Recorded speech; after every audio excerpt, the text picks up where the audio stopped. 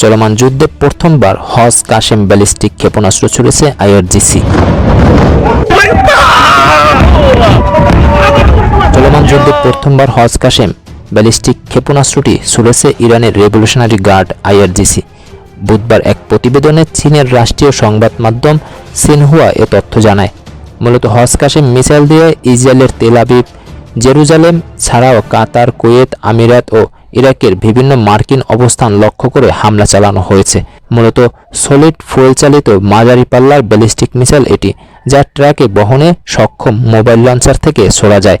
ক্ষেপণাস্ত্রটি আনুমানিক পাল্লা ১৫০০ কিলোমিটার, যা শত্রুপক্ষের সবচেয়ে সুরক্ষিত স্থাপনাগুলোয় হামলা চালানোর জন্য যথেষ্ট। লারিজানি ও সুলাইমানি হত্যার প্রতিশোধ নিতে ইসরায়েলে পাল্টা হামলা চালায় ইরান। ইরানের চালানো প্রতিশোধমূলক ক্ষেপণাস্ত্র হামলায় মধ্য ইসরায়েলে অন্তত ২ জন নিহত হয়েছেন। নিহতরা এক দম্পতি বলে জানিয়েছে আল জাজিরার একটি সূত্র। জর্ডানের আম্মান থেকে প্রতিবেদনে বলা হয়েছে, ইরান স্পষ্টভাবে জানিয়েছিল লারিজানি ও সুলাইমানি হত্যার প্রতিশোধ নেবেই, সেই হিসাবে এসব হামলা চালানো হয়েছে।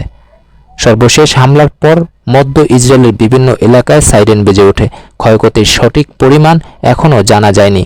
তবে এর আগে একই এলাকায় হামলায় তেল আবিব ও আশপাশের শহর বনি ব্রাক ও রামাত গানে ব্যাপক ক্ষয়ক্ষতি হয়েছে। ইসরায়েলি গণমাধ্যমকে দেওয়া এক ব্যক্তি জানান, হামলায় তাদের বসার ঘরের মাঝখানে বড় গর্ত তৈরি হয়েছে। এটি সরাসরি আঘাত ছিল। তাদের নিরাপদ কক্ষ ছিল, কিন্তু সেখানে যাওয়ার সময় পাননি। এছাড়া শ্যারন এলাকা ও বনি ব্রাকে আহতের খবর পাওয়া গেছে। তেল আবিবের একটি কেন্দ্রীয় রেল স্টেশন ক্ষতিগ্রস্ত হওয়ায় সাময়িকভাবে সারা দেশে রেল চলাচল বন্ধ রাখা হয়। একই সময়ে উত্তর ইসরায়েলে প্রতিদিন প্রায় শতাধিক রকেট ছুড়েছে হিজবুল্লাহ।